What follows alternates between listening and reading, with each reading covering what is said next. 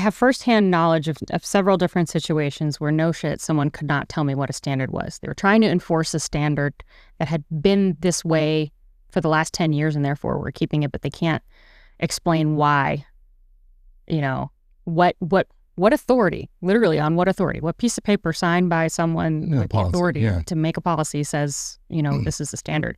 And if it's not on paper, it should be on paper. And if it is, it should be reevaluated periodically to see if it's still valid for the way we're fighting in 2025. Because I think there are a number of things that we're still doing that I say we're still doing. I'm a veteran. I'm just, outsider looking at this point.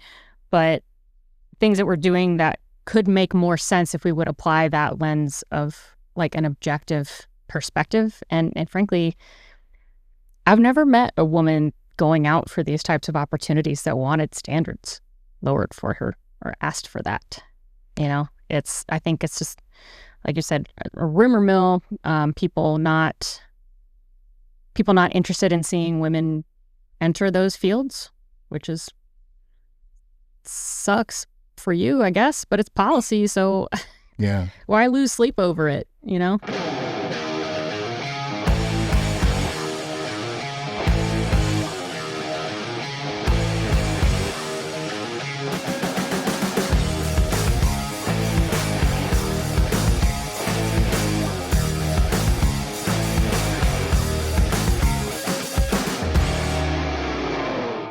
Well, Meg Tucker, thank you so much for coming by. Yeah, thanks for having me. I'm really excited about this. Appreciate the opportunity. This has been like only about, 3 months in the making or something of that nature that we've been talking? Something like that. Yeah. I was starting my my college term when we were talking about it. Yeah, because there was an original date that we had planned to meet up, and then we had to reschedule. That's right. Yeah, we had to shuffle a little bit because I'm actually staying locally with a friend, and she's in the throes of finishing up nursing school, like advanced schooling. And she's basically, I didn't want to couch surf when she was like in the middle of like a really traumatic series of studies or something. Is this master's or undergrad? A master's. She's doing a master's in epidemiology. Ooh. Yeah. Okay, so now you got to tell us what that is. Say again? You got to tell us what that is. I don't know what epidemiology is the study of epidemics or illnesses that spread virally rampantly. Come on, Sean. I would have said epidurals, okay? And I'm a pretty smart cat, but see, now you made me put it out there. Thanks. All right, so we want to go, you were, when you came in the Army, what did you come in the Army as? Was it a Kiowa pilot at that time frame? So you entered the military wanting to be a pilot. Correct. Well, sort of. It's funny how it worked out. I never had any plans to be in the Army. Then I had like way too much student loan debt, and I was like, I need consistent income. And so then I was on a trajectory to do National Guard as an MI officer. So I'm like, well, this can be a part-time gig, 2 weekends a month, 2 weeks a year, go actually get a real job. Then I got a master's degree and I had even more student loan debt. It was like, I just need to go on active duty for 3 years, suck it up and figure something out afterwards. And of course, there wasn't any, I didn't qualify for tuition assistance because I had been a cadet while in grad school. And so, like, basically my debt was mine. The Army wasn't paying for any of that school retroactively. I didn't know that was a thing. Yeah, it was when I was coming. So you were a cadet, not contracted yet? I was contracted, but for the National Guard, it's a little different. And things may be different now. This was a long time ago. But essentially, right after I finished my bachelor's degree, I decided to get a master's, look into the National Guard.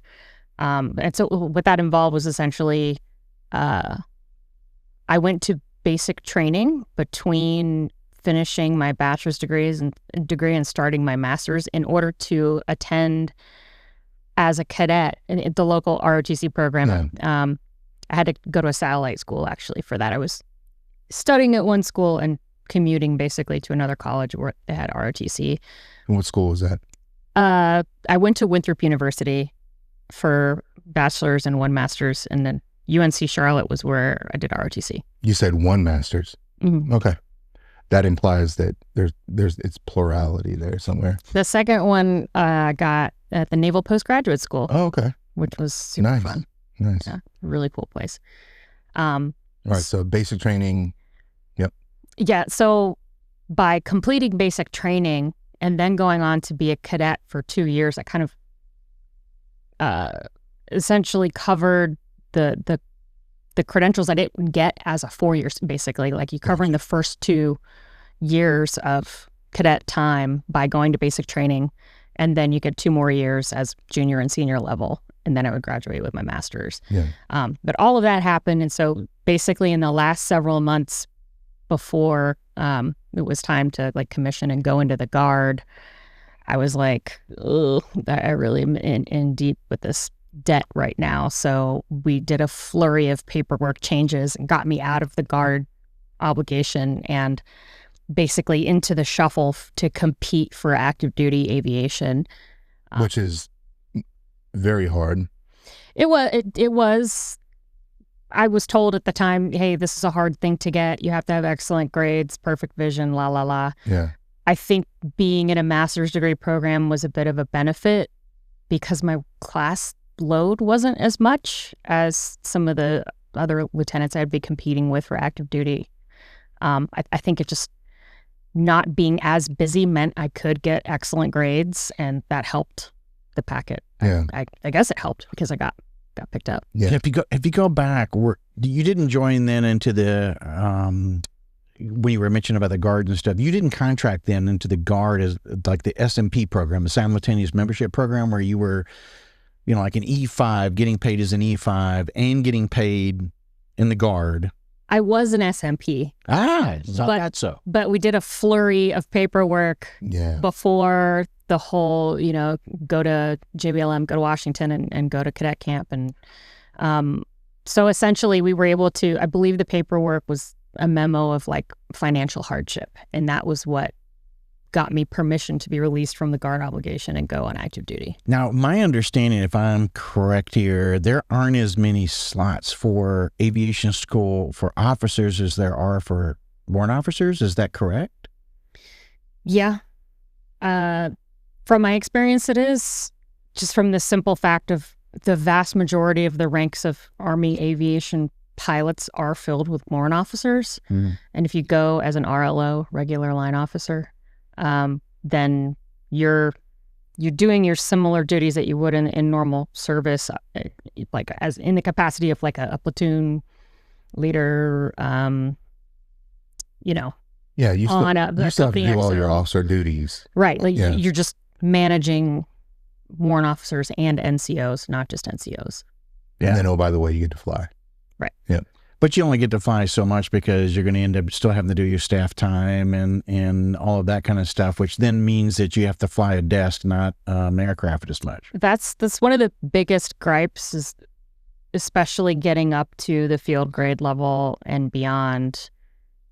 You're prioritized less for training emphasis because it's really the warrants that need to be most proficient. Yeah. And the lieutenants and captains for the amount of time that they actually get stick time.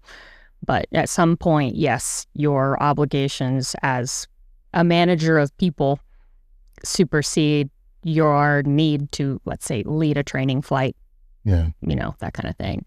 So that's one of the bigger complaints I see. And frankly, I've known a handful of people who wanted to keep flying, so they chose to switch, like resign their regular commission to go warrant. I know some people that did that actually in different MOSs, but yeah, for that very same reason, that they wanted to remain in whatever.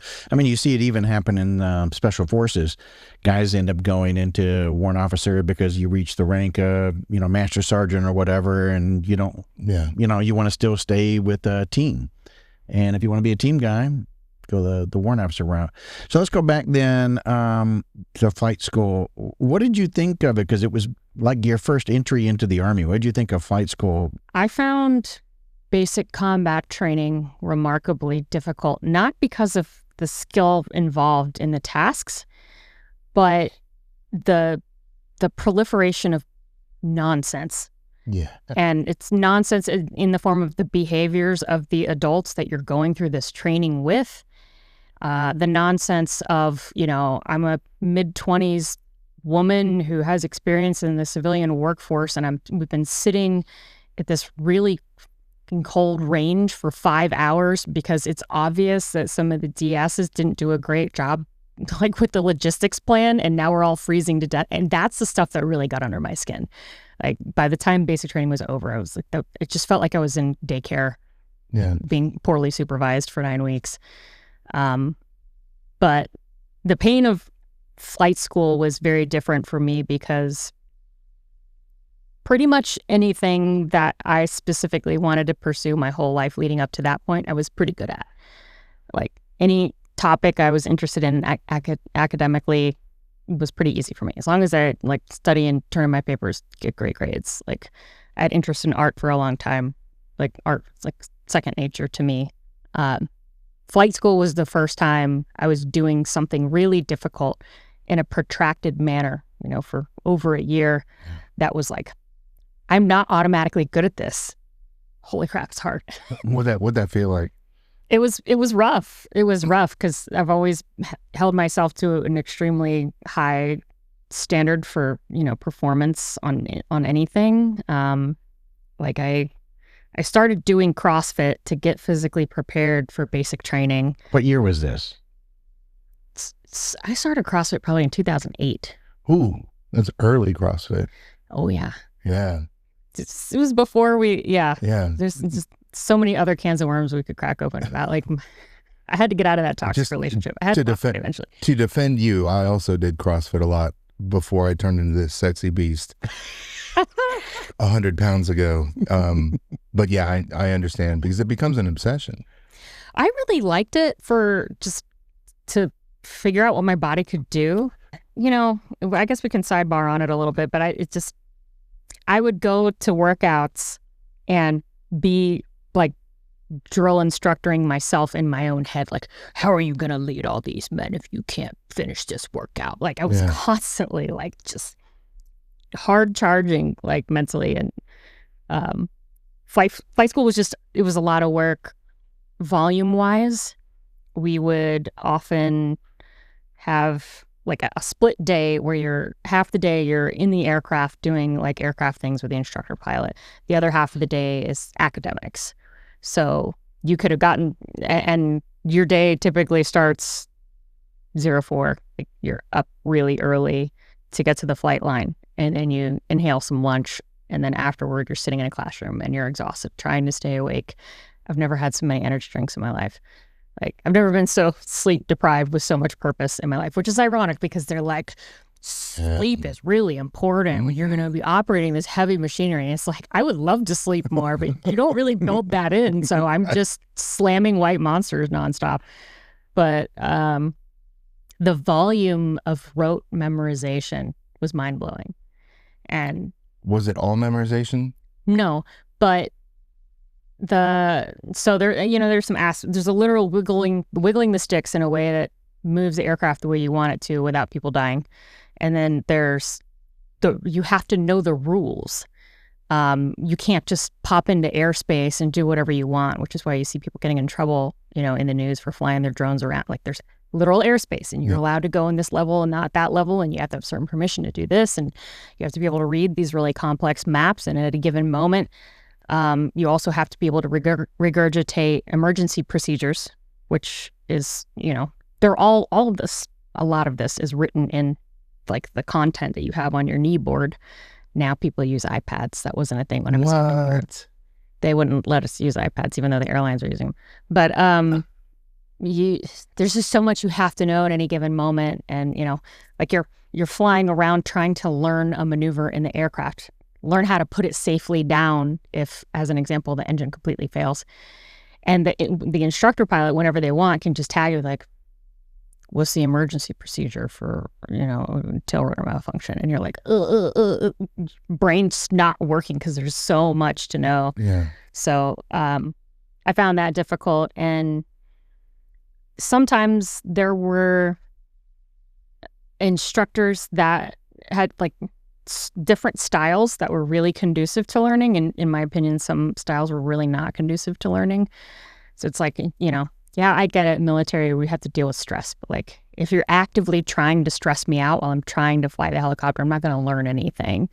And so there was hurdles of getting over people's personality isms was very difficult at times. I used to be on I was on pretty good terms with this one flight instructor who was really cool. And then one day, I guess I was pissing him off. I wasn't doing the foot pedals properly to keep the aircraft in trim, keep the nose in the wind. And he kept saying like, put it in trim. And he would like stomp on one of like the foot pedals, which I feel like is really unsafe. And he did that 3 or 4 times. It was a night flight. I was probably a little fatigued and just student, not quite doing it the way he wanted. And I'm like, can you stop stomping the effing pedals? Because it's really unsafe and it's making me nervous. That guy was sourpuss face with me the whole rest of flight school. Oh, the whole cold shoulder, passive aggressive, like, we're not friends anymore. Like, you were stomping on the controls. What do you want me to do? They're trying in every way possible to throw as much at you to stress you out, because that way you'll be able to survive in whatever given situation. Yeah. But at the same time, though, I feel like there's a time and place for certain,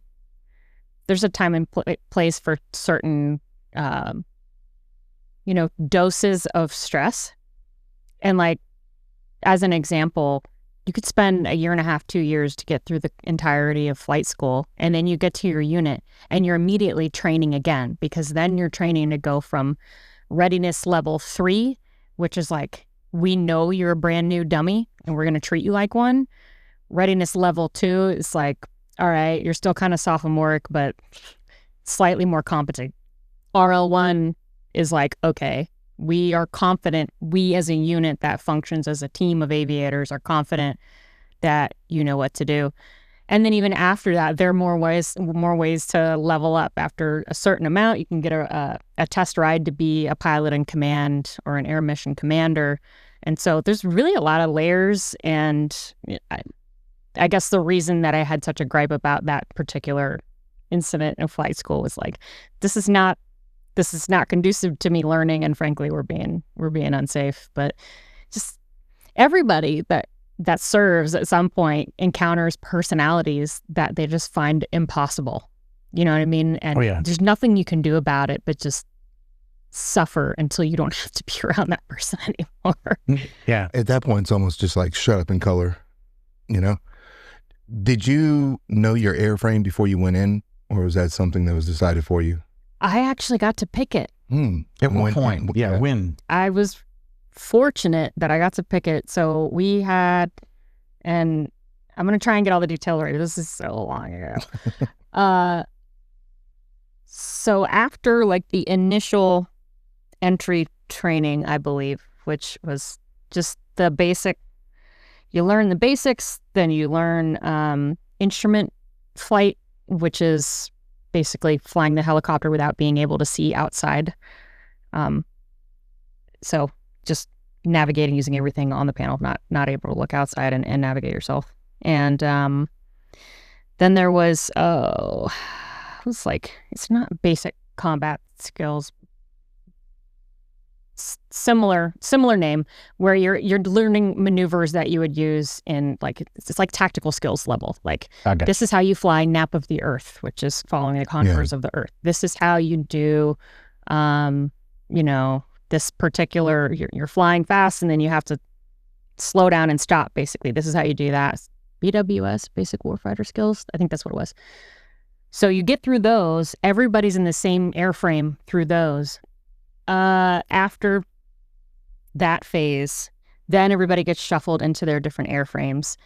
And as an active duty officer, it was competitive. Whereas if I had stayed in the Guard and tried to fly in the Guard, there would be like a Black Hawk unit back home that already has me penciled into a specific line number, is what they call it. Gotcha. So you're competing with active duty, regular line officers. You're not competing with the warrants per se because they're in a different talent pool allocation, but it's still an OML for them though too, right? Yeah, it's an OML for regular officers, OML for warrants. But I got kind of lucky, and I'm grateful that I had this kind of stroke of luck where West Point would graduate classes, you know, you get a sea of lieutenants, and a bunch of them go to flight school because they're competitive. And West Point, you know, is a big gold star on your awesomeness checklist to get it hard jobs.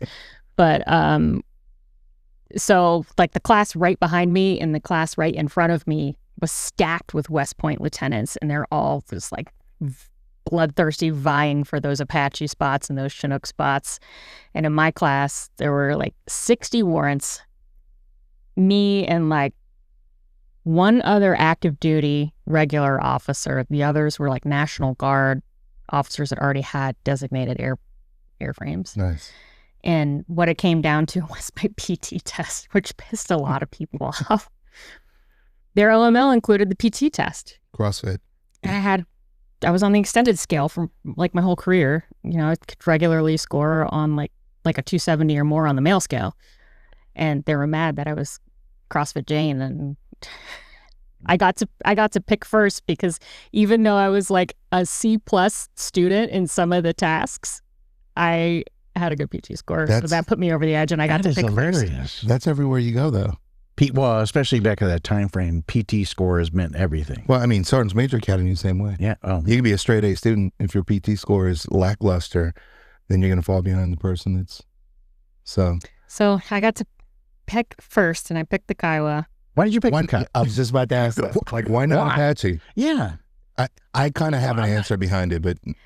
So they did this thing where they had one rep from each airframe come talk to us about the airframes. And although there was a little bit of description about the capabilities and the mission set, it was more like campfire stories about like, all right, you got the Chinooks over here, and the Chinooks are like, bro, we're going to go to the beach, flip-flops and Hawaiian shirts, bro. And I'm like, all right, word, what? I don't really know much more about the Chinook, but thanks for that. And then the Apache guys, and then he's like, we're just, you know, badass guns, rah. I'm like, oh, all right, guns are cool. And the Kiowa guy described them as like, we're like the Mavericks, or not Mavericks, excuse me. We're like the MacGyvers. This is like an elder millennial reference. Yeah. You know, remember that TV show MacGyver? Where I like, get it. I can bust out of a jail cell with a chewed up stick of gum and a paper clip. Yep. And he's like, that's what we do. Like, and I later learned that like it's literally several of the avionics systems can fail, and you can still fly and shoot bullets.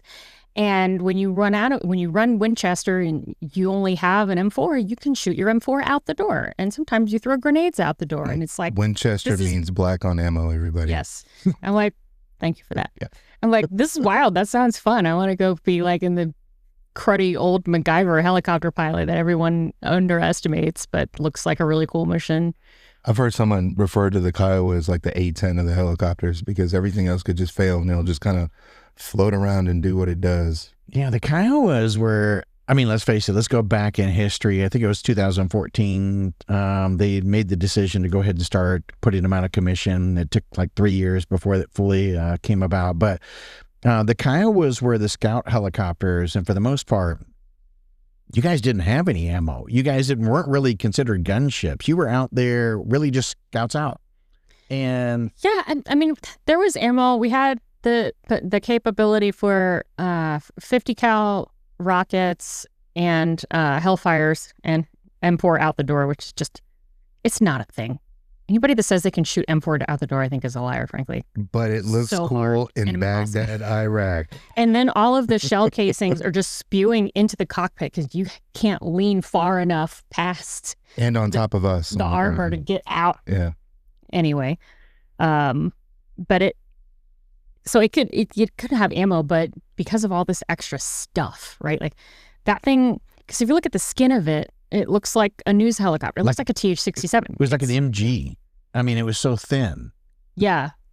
But like the actual body frame of it, it's like if you took a TH-67, which is like a 1990 Honda Civic, you do all the crap to it, like rice burner it out. Yeah. Now we have a Kiowa. Yeah. But at the core of that thing is this rickety old 1991 Honda Civic. And, if you load too many black shoe boxes in the back, it's going to be slower and heavier. And like there were often challenges with weight and balance to be able to go shoot gunnery, the aerial range.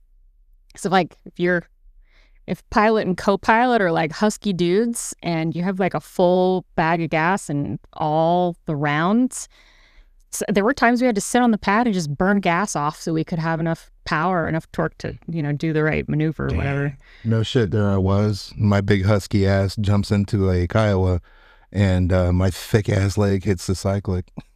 Dude, it's so tight in there. I regularly had, especially in flight school, because a lot of these dudes were like Desert Storm, Vietnam types that had just been hanging around for a long time and still wanted to fly. There were some potbellies. There were some potbellied instructors, great human beings, but it's just factual observation. And there were many times when I could not get the cyclic all the way back because the dude's belly was blocking it on the other side.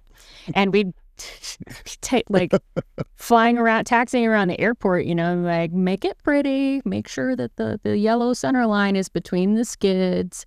And we're like this. It's like, why can't you straighten out? And I'm like, because you're big as shit. More than me. Take a deep breath, inhale. Maybe we can like straighten up. After you choose the Kiowa, what ends up happening? Where'd you end up going? I went to Joint Base Lewis McChord. By choice again, or? Yes, actually. Yep, I got to pick the duty station. I was actually trying to get a rotation to Afghanistan, and we ended up in Korea. And while we were in Korea, we found out the Kiowa was going away. So it was kind of like an anticlimactic ending to my piloting career around 2014. But so you never deployed then with the? Oh wow. The unit I was with was slated for Afghanistan, but then I guess whatever, it was kind of like a gamble as to whether we would get that or not, and we didn't. So when you found out about that, what did they end up doing? What did the Army, did it go needs of the service, or did they come to you guys and go, hey, here's your options? So this is actually the story of how I landed in special operations. So at the time that we got the news that Kiowa was going away, I was a first lieutenant, and essentially what HRC was telling the first lieutenant population was, if you haven't been to the captain's career course yet, you can go to the aviation captain's career course. However, we won't know for certain whether you got another airframe or not until after you've completed that. So you're talking potentially 6 months to a year, depending on how far out you are from the CCC of question mark time. And, when I thought more about it, it was like there was a risk of not being as competitive for certain professional privileges. There were lots of people deploying in their airframes and racking up hundreds, thousands of hours downrange. So, it's like, well, if I stick around and I'm lucky enough to get something else, I'm starting pretty much at the beginning again. I have to learn a new airframe. And then from there, hopefully rack up enough hours to like enjoy flying a little bit before I become so bogged down in company command and things like that I just don't have a life anymore. Yeah. So for me, I was unwilling to take the risk of needs of the Army. So I basically, when we got the official word the Kiowa was going away, I scraped through some old emails. I remembered seeing like a recruitment email for CST, and I was like, oh God, where is it? I need an answer. So I hit them up, and they're like, that's not a thing anymore, but you can try PSYOP or civil affairs. And I was like, sold, I'll do it. And that was kind of a funny thing too, because I missed the boat by quite a bit. I ended up being an out of year group waiver, but I took my packet for PSYOP to the recruiting, the SORB guys at JBLM. And this E7 there was like, we're not accepting waivers right now. And I'm like, sweet, but you're not HRC. And like, I have 2 degrees in a foreign language, and you're required to learn a foreign language to be like, not to be a jerk, but I'm kind of a shoo-in for this job. Please just take my packet. And he's like, no, we're not accepting waivers. I'm like, okay, you're not HRC. So I just took my paper home. I took the MILPER message, and there was some Sergeant Major's contact information on the bottom of the paper. I'm just going to cold call him and be like, hey, can you help me out? And he was fantastic. He was like, yeah, ma'am, send me your stuff. We'd love to process it. And 2 weeks later, I had a date for assessment. Did you go down to the Special Operations Recruiting Battalion E7 and go, hey, by the way, here's my orders? No. So Sergeant Major you called was probably in Bragg. Yeah. Yeah, most likely. That's the one I was working with. Yeah. Almost certainly, yeah. But it's just, I don't want to go out of my way to be a jerk if I don't, you know what I mean? I know. But you got to look out for yourself, though. Well, I did look out for myself, and I made the right decision to get what I wanted by not taking no for an answer. And I think, if we ever have moments where we can like put a pin in a piece of advice, it's like, if you really want it, just keep going for it. I feel like a lot of times in my career, I've met these barriers of people that are just like, I don't know what the right answer is, so I'm going to tell you no because I'm unwilling to put in the legwork to find you what you want. And you can't let somebody else do that to your career. It's not like you told that sergeant first class, I want to talk to your manager. No, you just say, all right. I try not to be Karen. So you end up choosing civil affairs then? PSYOPs. Okay. I love PSYOPs. No, so what happened, I probably didn't make that very clear. He said, no, I'm not taking your packet because you're out of your group. And I'm not taking waivers. And I'm like, well, it's not your job to take waivers. It's HRC's job. So HRC gave me the out of your group waiver so I could go to assessment. So explain the out of, because those who are not officers who are listening to this won't be familiar with what the out of year group is. So there's essentially, your year group is like your cohort of the people you get grouped with, and you kind of are in that year group when it's time for promotions and time for opportunities for things like special operations, right? Like typically when I've been out for a little over a year, but when I was in the preponderance of candidates for Army Special Operations that are regular officers are like first lieutenant or captain, because they want a basis for leadership that's a little bit more than brand new butter bar doesn't know squat. So I had basically applied to try. I submitted my packet like a year later than my cohort was supposed to have done because I didn't think the helicopter I was flying was going away. So I got permission to compete, even though I was a little late as a captain. By no fault of your own. Yeah. What was the first thing that they ended up doing when you got selected for psychological operations? You had to go through a selection first? Mm-hmm. So tell us about that. It was hard. It wasn't as long as some others. Ours was 10 days. I think it's still 10 days. Yeah. I'm a psychopath, so I kept a pace count the entire time because I can't just mindlessly ruck. It's like torture. My mind it can't. So I kept a pace count the entire time, running and rucking. We covered about 50 miles in 10 days, so it was physically challenging. Similar to any assessment and selection you would go through, sleep deprivation, not enough food, challenging activities, and the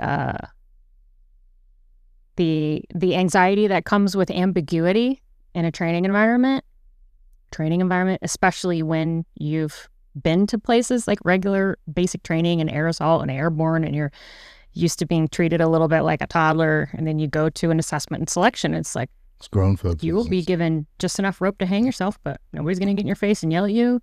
Yeah. You're going to go do hard shit for a little while. And here's all this stuff on this bulletin board. Yeah.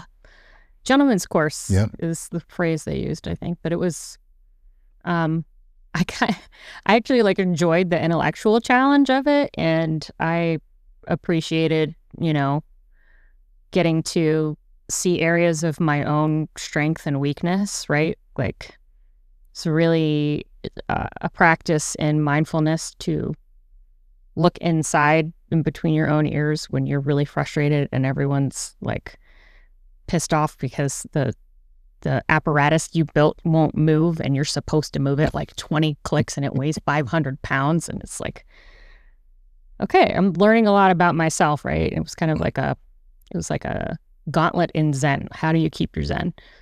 But I got picked up at the end and went off to PSYOP. So in comparison, like the mental aspect of it, what do you think was harder, flight school or assessment selection? And I understand flight school is very long, but just take the hardest parts of flight school and compare it to what you did. I found flight school harder because I wasn't already pretty skilled at it. I grew up kind of like an academic nerd, so I enjoy writing papers. We had to like write spontaneous papers a couple times in the middle of the night at assessment selection. There were moments where we were, it's a debate. Here's the pro side, here's the anti side. Now argue. I found that fun and something that I was already kind of good at. There were a couple moments where you had to like de-escalate super tense situations with some role players, and I was a people-pleasing child, so I was like, I can de-escalate this. Let's go. I've never had a temper, so I was like, I know how to approach this a little bit. But how many folks were in your assessment selection with you? Probably 60 or 70. Nice. So after you finished psychological operations, did you get assigned at Bragg then? Mm-hmm. Okay. And the vast majority of psyop positions are at Bragg. Right. They're at Bragg and then reserve, right? Mm-hmm. Yeah. So I thought that was the case. So did you end up deploying with them? Mm-hmm. Where'd you end up going? I went to El Salvador first and then Syria second. What was your language that you had in college? In college, I was learning Spanish, but when I got to the Special Warfare Center and school, the use of Jifkaswix, I got Brazilian Portuguese. Oh, wow. Just like Spanish with a head cold. It was just really nasal. That is the first time I've heard that. I've never heard that before. About accurate. But I was like, this is like, I asked for like Mandarin and I asked for Russian because I'm like, I want to learn something that I'll never in the rest of my life have the opportunity or energy to learn. And they're like, just go ahead and take this language that you kind of already speak and just, do it with like some nasal congestion. You'll be fine. I'm like, all right. Excuse me, I like Russian. Oh, yeah, it's fine. Here, take this Portuguese. Right. All right. So did you end up doing a lot with the 7th Special Forces Group then? In El Salvador, yes, but it was kind of like, and it's probably different now. From what I understand, there's been a lot of emphasis on cross-functional teams, and like there are certain commands from my vantage point that get fixated on what is probably a good idea, but it's so exciting and motivating that it gets sold to someone before the idea maybe gets an opportunity to have real traction. And I'm not saying cross-functional teams didn't work. Maybe they did. It was a new concept when I was kind of leaving my deploying as a detachment commander time and moving into like more staff roles. But anyway, all that to say, that's cross-functional emphasis became a thing after I was in like my deployed time. But while we were deployed, we kind of did that without calling it that. Before we deployed, when we were in pre-mission training, we would reach out to the civil affairs and SF units that we knew were also going to be on the same rotation. We even reached out to other units not in the Army, and just shared notes, shared information. And while we were in country, we would often travel together in a trifecta to different areas where it's like, well, I know it's not like your primary bread and butter to go out and visit this little town, but there's probably some information here that's valuable to you. And it's doing, the SOC forward commander due diligence to say, I know what's going on to the left and right of me. So several times we hung out with them a lot. We also worked with them, and it was a pretty cool setup. What year was that? 17. Psychological operations, we've covered I want to say just a little bit here on the podcast. So maybe you can touch and give at least kind of a definition around what psychological operations does. I mean, back in the day, I think it started with even simple things like dropping leaflets to warn communities or community relations and those types of things. So maybe get a little bit big more speaker on a Humvee. Yeah. I was the gunner on one of those. Were you? So I got to work with PSYOPs. They were out of control and awesome. And the tough thing too about explaining this, like, is people always visualize the tool first, right? They know a job by the tool. Like SF, the tool is a gun. SF do things with guns. Yeah, right, is the assumption until you get in it and you do it and you realize there's more to it than that. And like CA, like open schools and hand out soccer balls. Like there's way more to it than that. So the job of PSYOP, which I think is now being called Psy-War. Is that right? We're being nefarious. It's awesome. You should get on YouTube and look up the video called... Daniel, write that down. Get on YouTube and look up Ghosts in the Machine. It's a really high quality, high production quality recruitment video that a brilliant man in the PSYOP community made for is that right? To recruit. And nice. They're now, I believe there's certain aspects that are being called Psy-War, which some people in Congress didn't really like, but it's a back and forth. It's the same issue that made us call it miso for a while, because somebody's like, that sounds too nefarious if you're going to say PSYOP, call it miso. I'm like, that's the stupidest. Now I sound like soup, and that's stupid. Japanese soup. Come on, guys. Yeah. So anyway, I digress. Yeah. PSYOP is the application of influence to a foreign target audience for the purpose of changing attitudes, beliefs, or behaviors in support of a strategic outcome on the part of the United States government. I wanted to state that because I think a lot of people don't understand how psychological operations is used in so many different facets. It's not just in combat. And so you guys are the masters of that for the Army, for combat operations and in wartime environments and, those types of things. So, yeah, I just wanted to call that out. So this is a great time maybe also to segue into how do you feel about nowadays, too, people challenging whether psychological operations and civil affairs is really special operations? That's always been a conversation. I know, but I want to ask Meg her opinion coming from it. My bad. Like whether or not they've earned their place to be called special operations. I think it takes an extreme degree of trust and confidence in the competence of your force if you're sending them overseas to, in a wartime, influence a population for the outcomes of the United States, but frankly also in a non-wartime situation like my El Salvador deployment was to go walk into a foreign embassy and regularly meet with the equivalent of like a 4-star general of a foreign military, and you're a captain.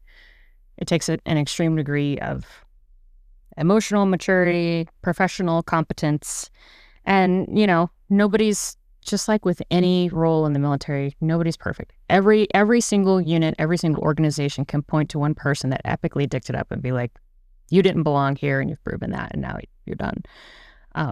But I think that level of criticality of the mission is also an indicator of, why it's special operations as opposed to not.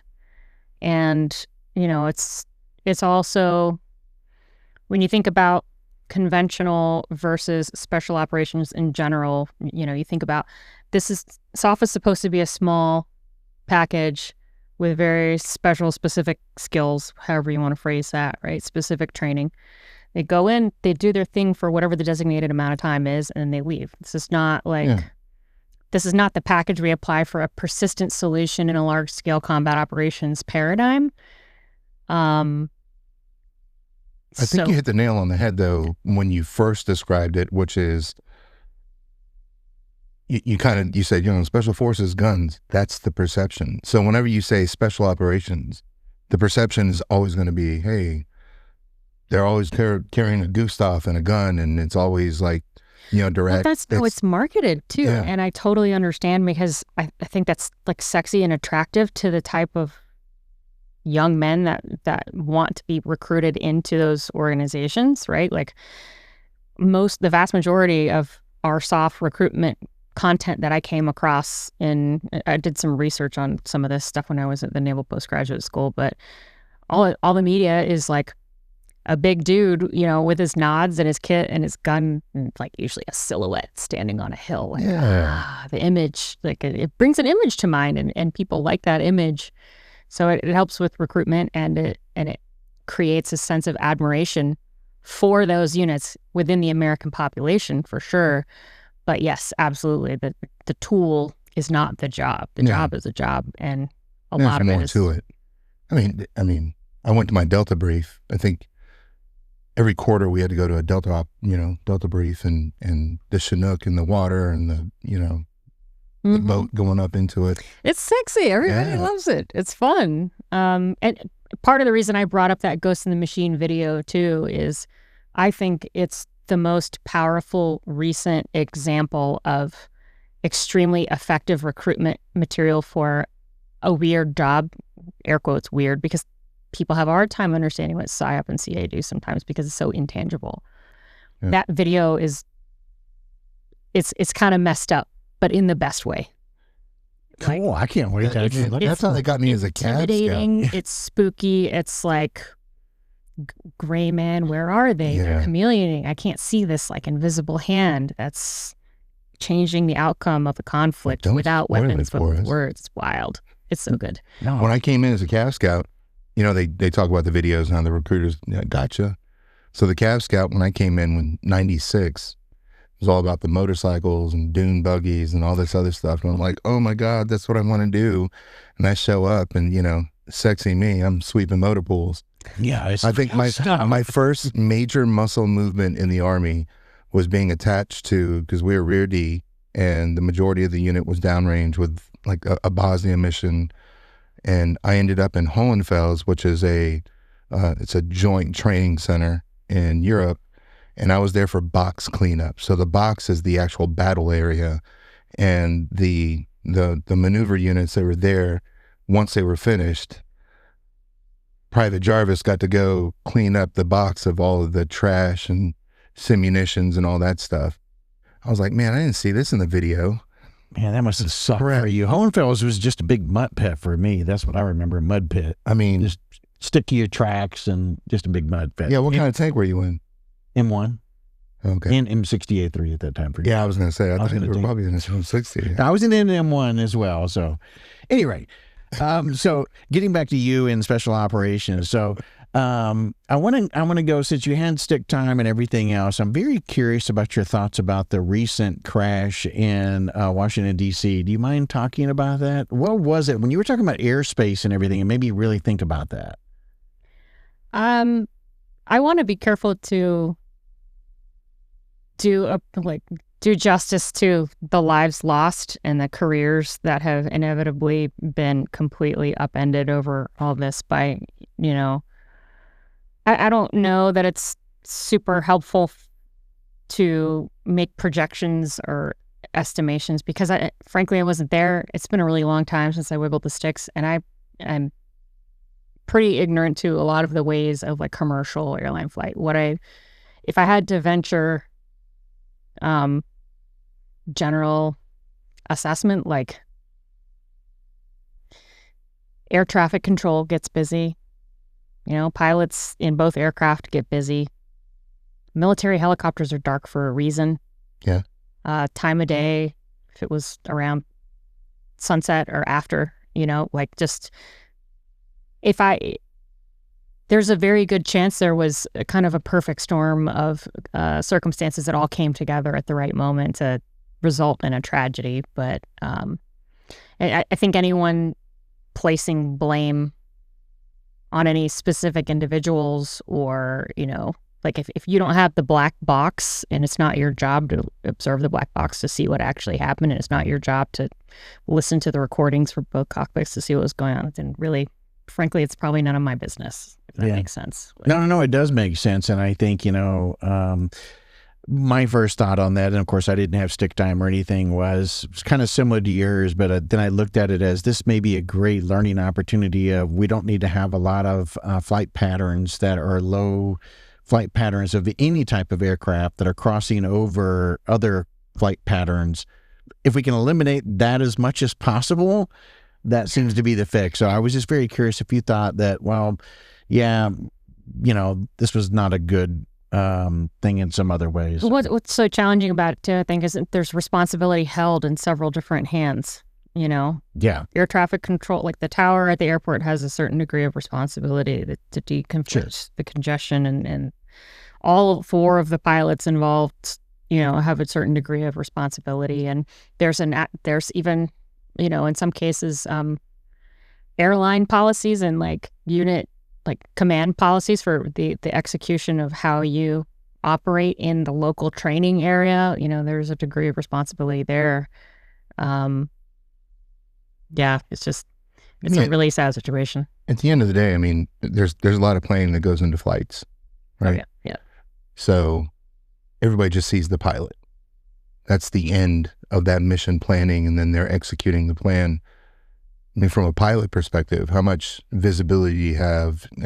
I mean, you're following instructions, you're doing the plan, you're on an air corridor at the certain elevation that you're supposed to be at what point, and I say all this to say that, all these armchair quarterbacks are sitting back going, man, they should have been, well, and everybody's a human being. And probably the best example I can think of when things get frustrating in the cockpit, especially military training, because I've never done airline stuff, but you ever been following directions to someone's house on I almost said Waze, and I'm we can go even more millennial with it. How about your MapQuest printout? And you're trying to go to somebody's house, and you have to turn the radio down so you can see better. Yeah. You know what I mean? Yeah. It's like that all the time in the cockpit. It feels, maybe not all the time, but often, especially if you're going through your installation in the local training area. You have to fly through some big airport's airspace that can extend 20 miles out in all directions.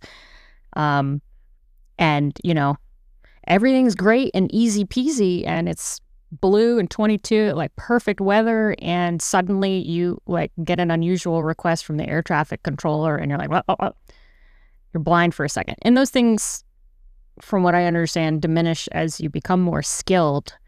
I didn't, unfortunately, get to spend as much time I wasn't an expert. I never got to the point where I wasn't an instructor pilot, so I never knew as much as they did. They got to deploy. They got hundreds of thousands more hours stick time. You get better, but still, anyone can become task saturated, and when the radio's going and there's something to look at and there's a task. I like that term. Task saturated. I'm going to use that. You've never heard that before? No. I said that so much on active duty. I'm gonna have to use it at work. That's a good term. You know what? It's when I was teaching at I used to teach PSYOP for a little while at the Special Warfare Center, and my parting gift was one of those clocks with pens, and the senior instructor, NCO E7, put on the placard, quote, "I'm all out of bandwidth," end quote. Because I said that shit all the time. Whatever baloney you're walking into my office with, please, for the love of God, just don't make me. You figure it out. I don't want to do it. We've got so much still that we want to cover. So how much time did you end up spending into the Army? 15 years, 2 as a SMP guard cadet, and 13 active duty. Okay. So you ended up spending how many in PSYOPs total? 6-ish. Mm-hmm. Okay, so 6 deployed out. Other than El Salvador, you're Syria. Okay. What was that assignment like? It was wild. It was like the Wild West. Still is. Things were changing so fast. I got there shortly after the detonation in Manbij that killed Shannon Kent and a couple of other operators. Oh, is that right? That was in January of 19. I got there shortly thereafter, May. And kinetic operations were ramping down. That kind of left this vacuum of talk a lot in PSYOP about narrative. The story you tell makes a difference in the way that people will perceive and then behave. You can see this example easily. Pick any news item and go watch it on Fox and then go watch it on CNN. And I guarantee you it'll be two different stories, two different narratives of what happened, but about the same event, right? And this is called influence, frankly. Like this is how it works. People love stories. So there was a bit of a vacuum in the narrative space because most of the kinetic operations against ISIS had stopped. And we were now in this phase of, we got to rebuild. And like, there's the Kurds to be concerned about and the Syriac Syrians and the refugees. And like, there's all of these unanswered questions about how do we help stabilize the region and ensure the threat stays, below, if not completely gone, at least below the radar, because we know no one's ever completely gone. And I know that because certain people said ISIS was defeated and we're currently still there fighting them. I digress. So you're in the competition phase of this, trying to shape it. Trying to rebuild things, support our partners, and it got a little wild. When POTUS announced that we were going to be leaving Syria, that kind of set everyone's hair on fire, and we got kind of yanked out in the dark of night by the scruff of our necks, and in a bad situation with our partners pretty dejected. So it was tough. I want to go back because you said a name. You dropped a name that I think people, if they aren't familiar with, they need to become very familiar with, and that is Shannon Kent. So a bit of a badass. Her and her team that she was with and everything were hit. I believe if the story, if I remember correctly, wasn't it like at a restaurant or something like that? Or I believe so. Frankly, I don't have all like the details, super detailed details. Yeah. I heard things from friends of mine, like work colleagues that were there when that loss happened, and it was devastating for everybody. People that knew those folks personally and had worked with them. A loss is terrible anyway, but you kind of become a tight-knit family, and they're all crammed, like living together in a abandoned cement factory. And Marty Marty is one of the authors. Marty and her husband wrote a book, and I hope that one day it becomes a movie and there's more information that is actually released. Whether or not we'll be able to hear the full version of what took place and everything, there's an NDA, there's a lot of secrecy, and there probably won't be a lot of information for, I don't know, 20, 30 years or something of that nature. But, when you're coming in right after that, that's pretty heavy for certain, at that time frame. So you end up spending that total amount of time. So now I want to get you back to the point of now, having been a woman within special operations, a woman within the military and everything. There's been a recent announcement. We just did the episode that we just dropped around the Secretary of Defense's new requirements around combat arms versus combat support type of MOSs and physical training. The Army seems like was the first one to step up, and they must have already had a RAND study available, and boom, here comes the memorandum. I just posted about that on Instagram around that information as well. What's your thoughts on that and about being sex neutral, especially within those females that join within the combat arms MOSs? I'm grateful that we finally gotten to the point of a sex neutral test, because you grow tired of having your accomplishments diminished. I made a point to be like a fit individual when I was in service, and I regularly was scoring on the extended scale for the women's, but there was no credibility in that in the eyes of most of my peers. I was in a male-dominated role the entire time I was in the Army. So, the otherness is problematic. It can be problematic. And making a distinction, highlighting and drawing a circle around an individual, it's like, hey, you're maybe not as capable because of your gender, so therefore, like, there's this idea around you need an like an easier scale on your PT test because you're weaker.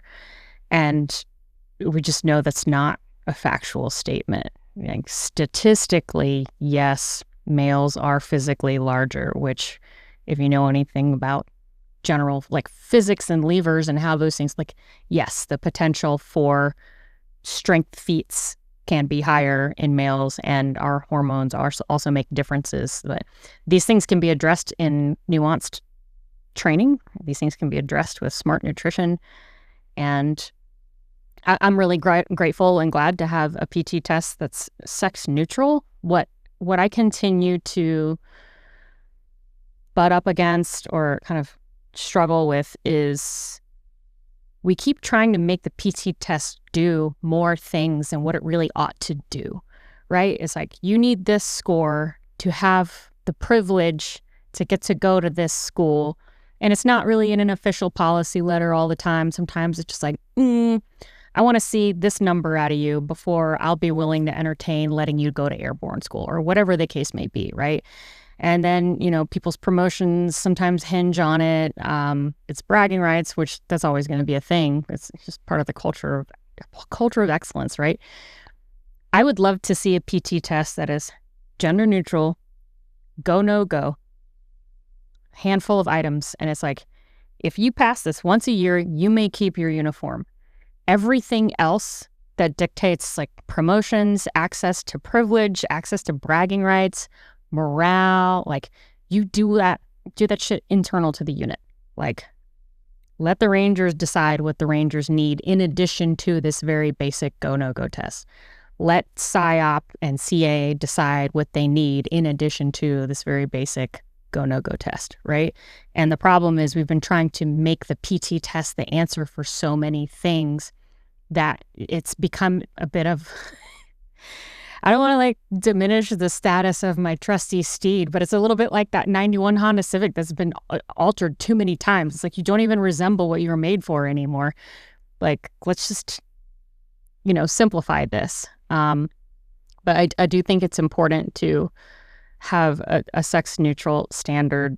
And, in fairness, like, women are the only ones capable of babies. So like, there should be some considerations about how we allow people to like rebound so that they continue to have opportunities to be professionally competitive when they've, gone through the extremely traumatic injury of childbirth, right? Like, just little things that we have to consider there to be fair to people. But I think it's a step in the right direction. But there's also the paradigm of standards is sometimes a difficult conversation to have as well, because for a number of reasons, and standards is a similar conundrum in my mind too. We use this term a lot and we throw it around a lot, but no one sat down and said, no, this is actually what it means, and I can actually find it on a piece of paper and tell you to enforce it, because often that's not the case. And it kind of muddies the water in these conversations. Yeah, like Ranger School. Yeah, well, it becomes subjective, right? Everybody's like, oh, well, well, to be honest, if you took the entire female gender out of any of the assessment selection for Rangers, Special Force, any of it, right? Somebody will say something. Oh, that guy got in because, they lowered the standard for him because he knows so-and-so. There's always going to be an argument about how standards were lowered for a certain demographic.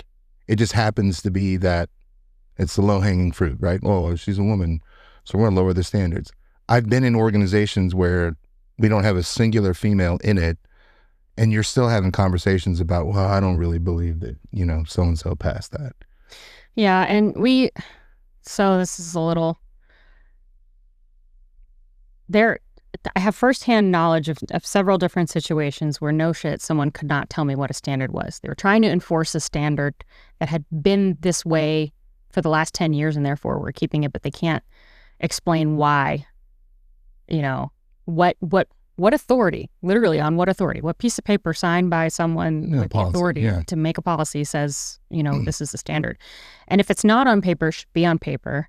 And if it is, it should be reevaluated periodically to see if it's still valid for the way we're fighting in 2025. Because I think there are a number of things that we're still doing that I say we're still doing. I'm a veteran. I'm just, outsider looking at this point. But things that we're doing that could make more sense if we would apply that lens of like an objective perspective. And frankly, I've never met a woman going out for these types of opportunities that wanted standards lowered for her or asked for that.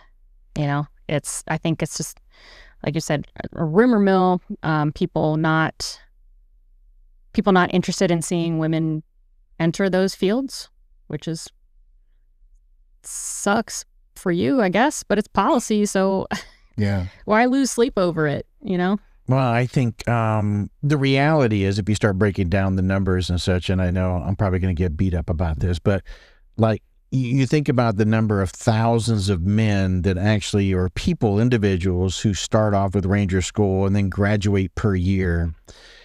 I think I talked to General Scott Miller on the phone, who was the commander of the Maneuver Center of Excellence during Ranger School. And there is a reason why he was probably there as the commander, having just came from JSOC and all that.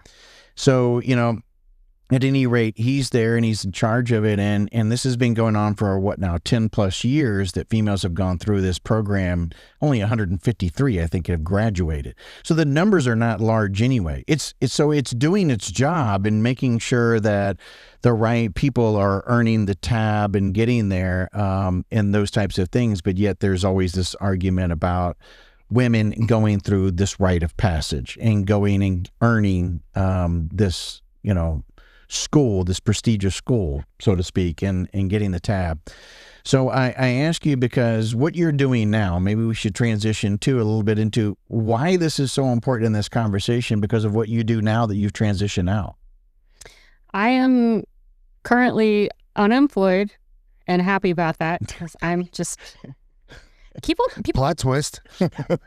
People keep on asking me, like, what are you doing now? And they say doing. They're specifically asking about what's your new job, because it's unusual not to immediately go hunt for a new 9-to-5 because anxiety about money. But, my spouse and I are in a position to be fortunate that we have enough abundance that I don't need to go find another job. And frankly, I've never had this amount of like peace and freedom in my entire life, and I don't want to squander it. I'm working out and keeping my house clean and running the nonprofit that I started a while back, and that's enough for now. Talk about the nonprofit. I was going to say, can opener. Yeah.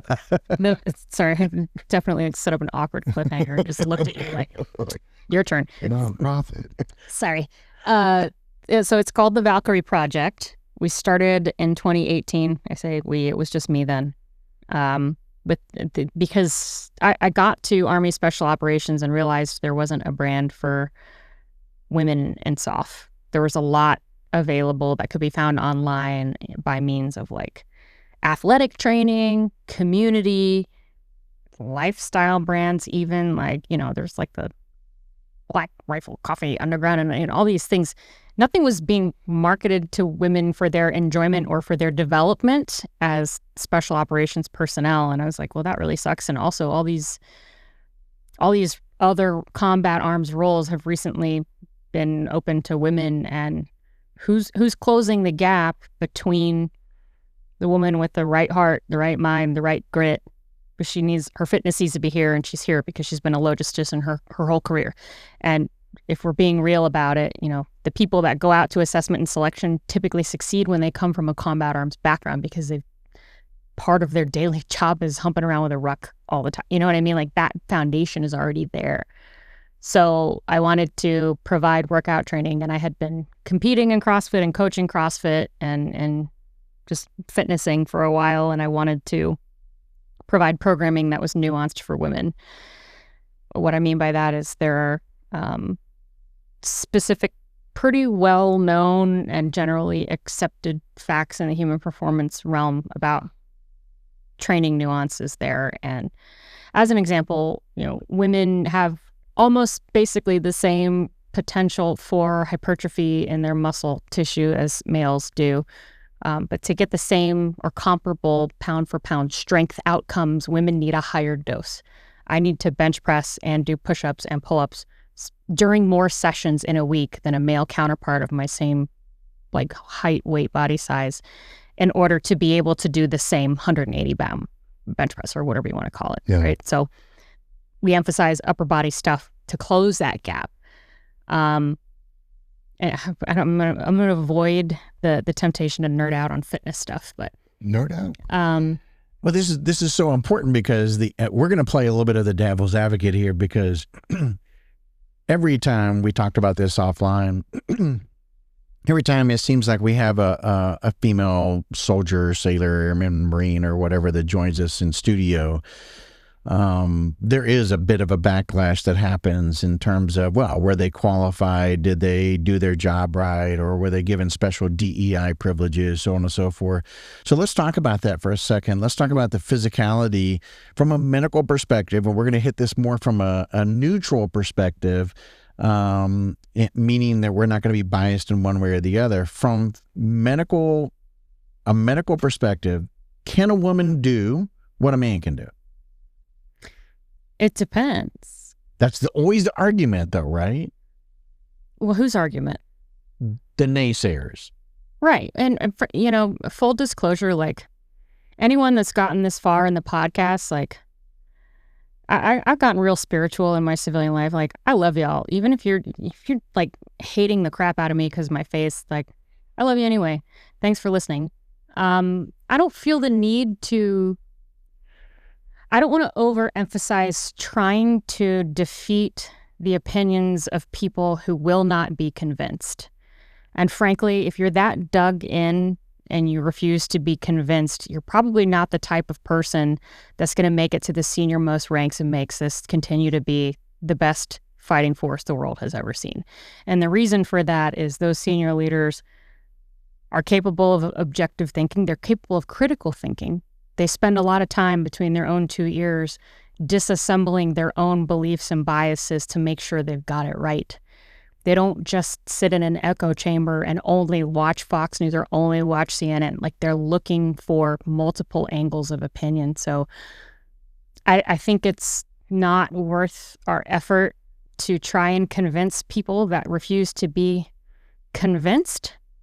But if we were trying to do that, then I would invite them to observe the female CrossFit Games athletes and the Caitlin Clarks and the Simone Bileses and the women that are continuing to prove that women can be and often are athletically excellent. But resources are always needed for that. Every human being that wants to be physically at performance excellent needs clean food, needs good sleep, needs a training team that accounts for their individual aspects. And this has been my gripe for like group PT, like since the dawn of time. I recognize that a lot of times units will do like company runs or whatever for morale. That's cool. Training people in a group format like that, where there's a person that doesn't have a whole lot of experience or training, like if I have a whole company and we're just going to do my PT plan every single day, Johnson needs way more time in the weight room because he could barely meet his push-up minimums, and let's build some strength before we put you under your body weight.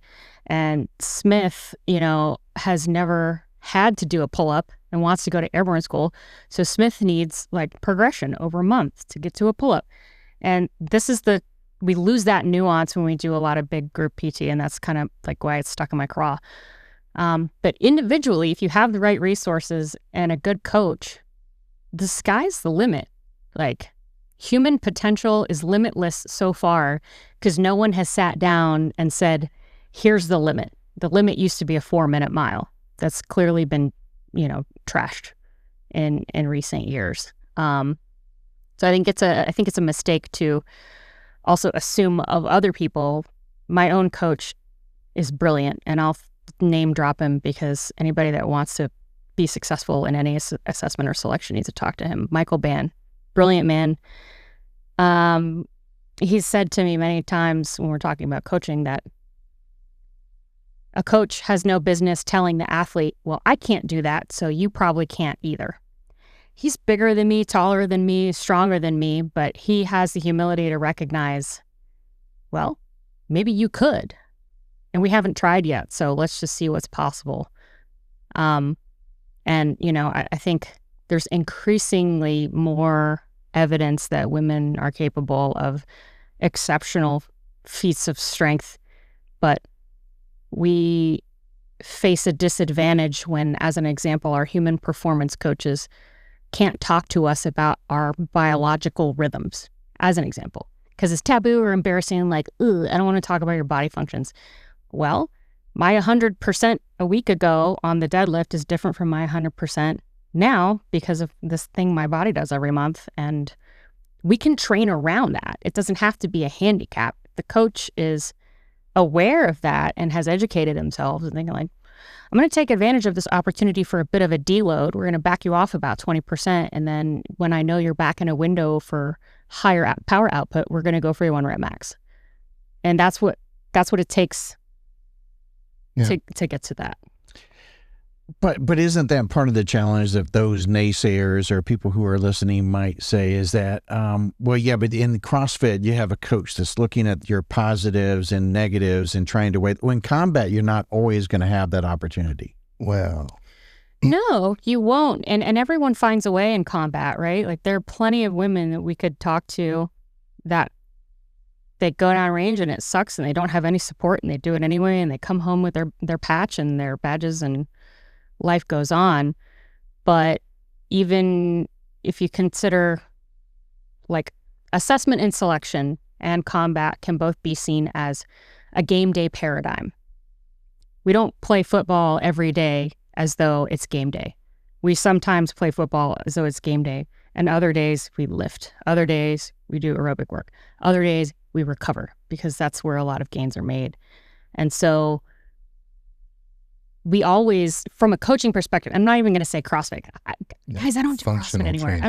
I haven't done CrossFit in a long time. We broke up. It was toxic. Kept messing my shoulders up. But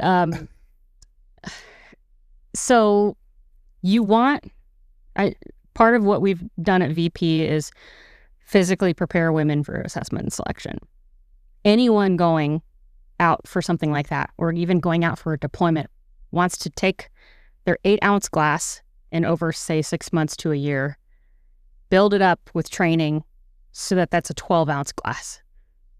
That glass is fuller. I have more to give because I have a bigger glass now, right? We've built a bigger glass because we know when I go down range and I get shot at, or I go to assessment and selection and I'm deprived of sleep and deprived of food and it's all stressful, my central nervous system is shot. We're pouring out ounces of what's available with every aspect there. So everyone benefits from get as exceptional as you can before game day, and then you play the game and we reassess when you come home. I've heard advice from time to time where people will say, well, if you're going out to ranger school, practice rucking tired. From a coaching standpoint, that's an excellent recipe for immune system suppression, illness, injury. Now, be a rock star as long as you can. Yeah. And then play your game, come back, reset. You're building capacity.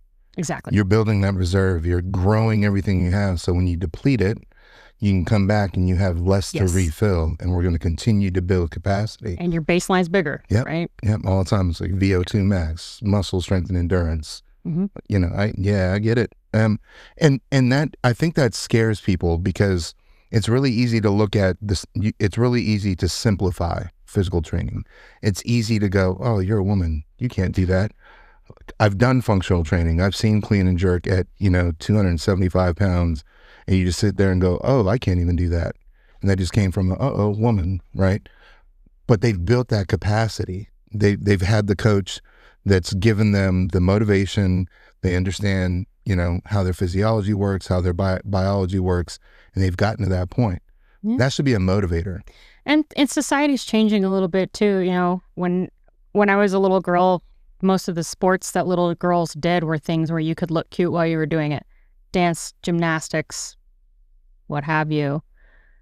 Now, little girls are playing sports that push them beyond just like an individual, like team sports, basketball, baseball, football. That to me is a huge indicator of, our priorities as a society are changing. Like everyone benefits from playing sports when they're young, but that's also the first steps in a baseline for what you want when you're building a military. Because those people are going to be more physically qualified when they walk into the recruiter's office than the, American kids that played video games their whole childhood and, face glued in the iPad. They're all cat back from looking at their phones like this all day. Right. Daniel.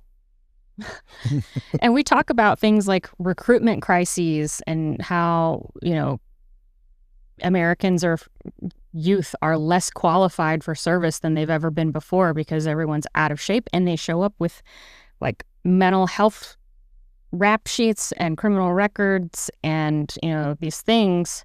Like, who's going to fill the ranks? Well, it has to be these people. And that's why like the Army and others have started these on-ramping programs where they train recruits for months and months before they even go to the first MEPS visit. That wasn't a thing when I came in. And it's needed now so that we don't drop the standards to meet a population of young people who are more fragile physically, like more easily injured because they play less because screens, like, it's kind of, it all has a part in the conversation about what does it mean to have the most lethal fighting force in the world. And to me, you get that by every able-bodied American has an opportunity to compete and put on the uniform.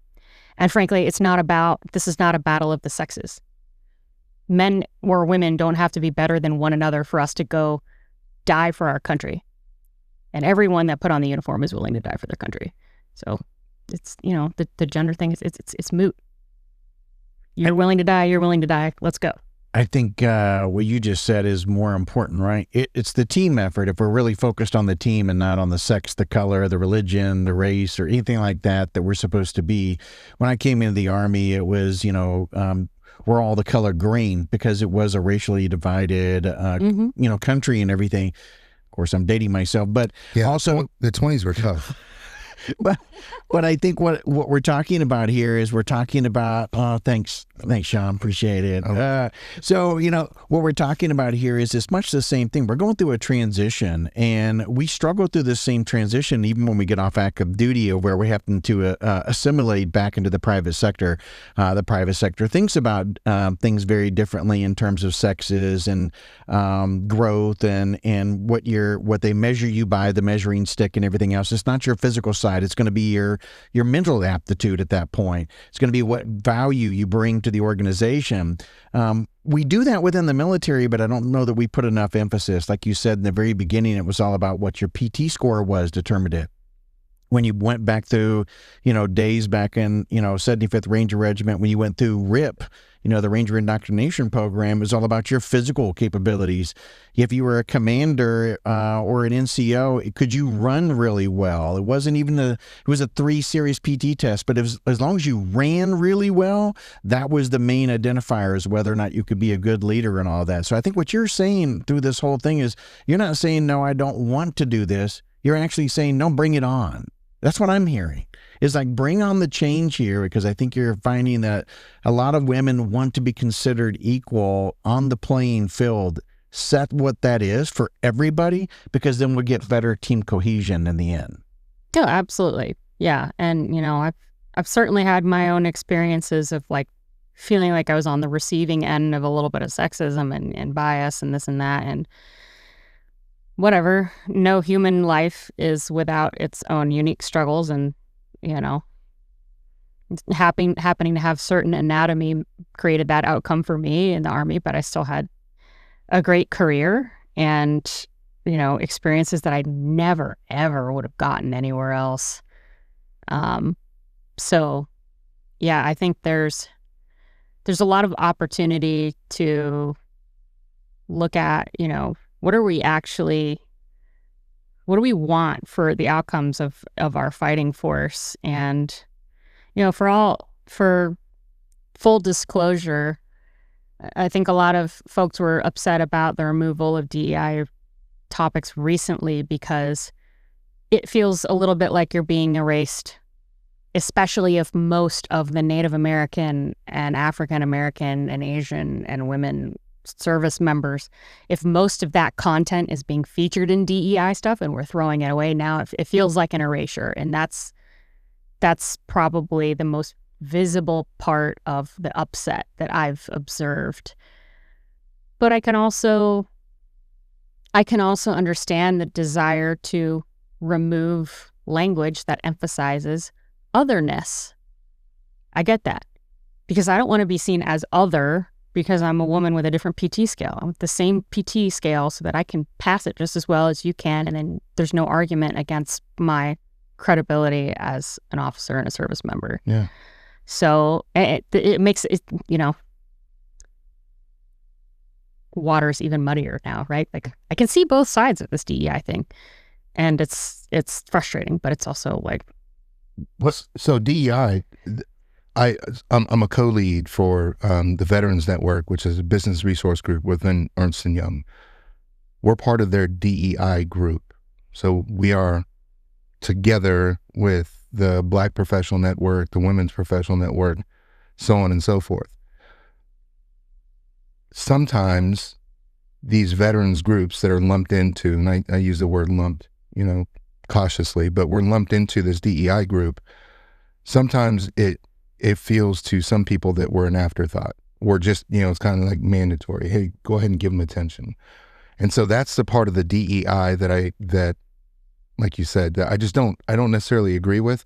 The analogy that I was using was, when you take any professional sporting event and you look at the team makeup, they don't use DEI to go try to win the Super Bowl or a national championship someplace. They're taking the most competent people within that skilled position and they're putting them on the field. And then they create depth behind those positions based off of performance, right? And performance is also mental. So they have to have, IQ on the field to be able to do things. So it's physical and mental. And they win, right? That's the whole point of it, is to win. So in corporate America, you go out there and we're trying to win, whatever that is for that corporation, whether it be money or whatever it is. So the U.S. Army, we're trying to win.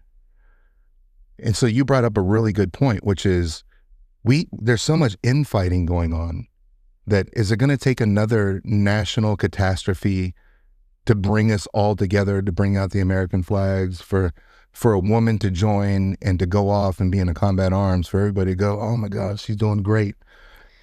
Yeah, I think that's, I've heard this metaphor brought up a couple times. I remember what it was like the day after 9/11. I was a teenager living in Japan. My dad was in the Navy. I woke up in the middle of the night, couldn't sleep. This never happened to me then. I slept through the night, but that one night I couldn't sleep, went downstairs. We were living in the bachelor's barracks at the time because we were waiting on a house, and I watched the second tower fall on the news. The next day, everyone was rallied, and it would be a real travesty to never get to see that again until there's another catastrophic event. I totally agree. I want to take you now. You're giving advice to some woman who's now, or female who's now coming into the military branch, the man or whatever, whichever one it is. What's your advice to them? Be wildly competent. Fake confidence even when you don't have it, because cheat code most people are, until they've actually really earned the real confidence and that it's natural. Be really damn good at your job, and give people the benefit of the doubt, because sometimes they'll surprise you. What about those who are pursuing special operations in specific? I loved SOF. I really did.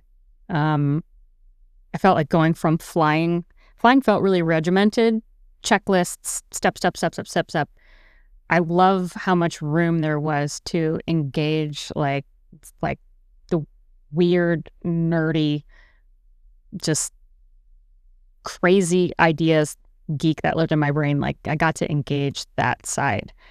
And the caliber of people that I got to work with and deploy with is just phenomenal. So I guess I would tell a woman going into SOF, like, be excited. Don't self-select. We had recently my nonprofit had our annual symposium, and Craig Weller of Building the Elite. Are you familiar? Mm-mm. Oh, he's fantastic. So Building the Elite, in my opinion, is probably the best company available on the market for producing operators that succeed at assessment and selection. I mean, you're not really an operator till you get to the unit and train out, but they have an extremely high success rate of training, mostly men, but often women, for assessment and selection at the highest levels, you know, the Deltas, the SEALs, Craig did a presentation at our symposium talking about the paradigm of women going into these kind of selections and what they see as professional coaches that do this specific type of work all the time. And he was like, irrespective of sex, most people fail because they self-select. And it's someone looked at you funny after you drop the apparatus, and now you believe you don't belong here because somebody looked at you funny, right? Or the cadre has not been giving you as much attention as everyone else, and therefore you assume you're a failure, and so you quit. The most frequently cited response they get from people that have gone through and failed is like, I didn't feel like I belonged there, so I quit.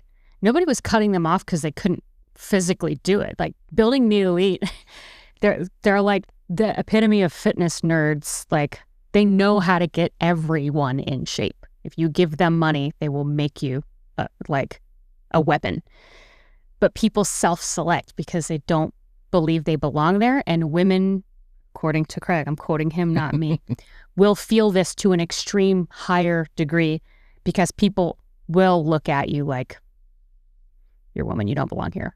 If I'm struggling, surely you'll fail. And that's not everyone. I found some amazing allies at selection, but there were other men that came up to me at the end of it when I got picked up that were like, I owe you an apology. I really underestimated you. I'm like, thanks. I appreciate your humility. And like, thanks for saying that. And people's minds change often when they're, you know, in that environment with a woman who's a weapon. But the advice I would give is you have to be mentally prepared for that. You have to be mentally prepared that not only will you second guess your belongingness, but if you absorb other people's you don't belong here, then that's a bigger recipe for failure than the tests. Like, and they have ways of checking those gates too, right? Like, there's certain selections that if you want to go to them, you have to get through a couple gates first. And those gates are usually pretty basic fitness gates. Like, well, you've done these 3 things. We know you have potential. Now, don't quit and don't be an asshole on team day. You know, it's more simple than people think. Yeah. So we did not even get into half the things we wanted to get into. We're going to have you come back. There's going to be so many things that are going to be changing based on the new guidance that's coming, that's not only dropped over the last 3 or 4 months, but that'll be coming out from each branch of the service. And so I know that you're doing a lot of travel. So if you're ever back in this area, I want you to come back if you can, Meg, so that we can get into some of the topics that we had listed. That there's this whole post-transition, you know, the feelings of no more combat, no more war, just getting out of the military in general, and all of those aspects that are very challenging for veterans as well. So will you give us the opportunity to come back at some other time, or will you? Absolutely. I'm honored to. Don't tell her she was going to say no and make it really awkward. Nah. I'm honored to be invited back. I really appreciate the opportunity. And, you know, for full disclosure to the listeners, I asked for this opportunity because it's a benefit to my board of directors and my team at the Valkyrie Project to have a platform and an opportunity to engage with people. So thank you for that. Yeah, absolutely. So I do want to give a shout out to your organization. And so you tell people how, if they listen to this, they want to get in contact with you, where they can do that. Sure. Yeah. You can find us at thevalkyrieproject.org. We are a 501c3 nonprofit. We can be found on Instagram at Valkyrie Project US. We can be found on LinkedIn, but I can be found on LinkedIn as Meg Tucker or under the Valkyrie Project page. And from the website, you can just fill out a contact form And yeah. Having been there, done that, I hope a lot of people actually do reach out to you and get some information. I'm sure there's going to be a lot of women who are going to be reaching out to you and after they hear the episode and trying to learn more about psychological operations, or whether it's special operations in general, or some of the other programs that you talked about. Like, you know, you're now doing a lot of different conventions and meetings and trying to get people really aware there is a team here that you could be developed from, female veterans, female active duty, sharing of knowledge, all that type of stuff that you're really heavily promoting. Frankly, this is not just the women's club. I really enjoy it. Good point. Male stakeholders reach out to us and they're like, I want to help my human performance team train women better. Where do I go? We give free advice of that kind all the time because it's part of our mission to help in those areas. So please, like, that's amazing. Free advice. All kinds of free chicken with VP, and you're going to land in my inbox. So please hit us up. Appreciate it, Meg. Yeah. Thank you very much. Appreciate you.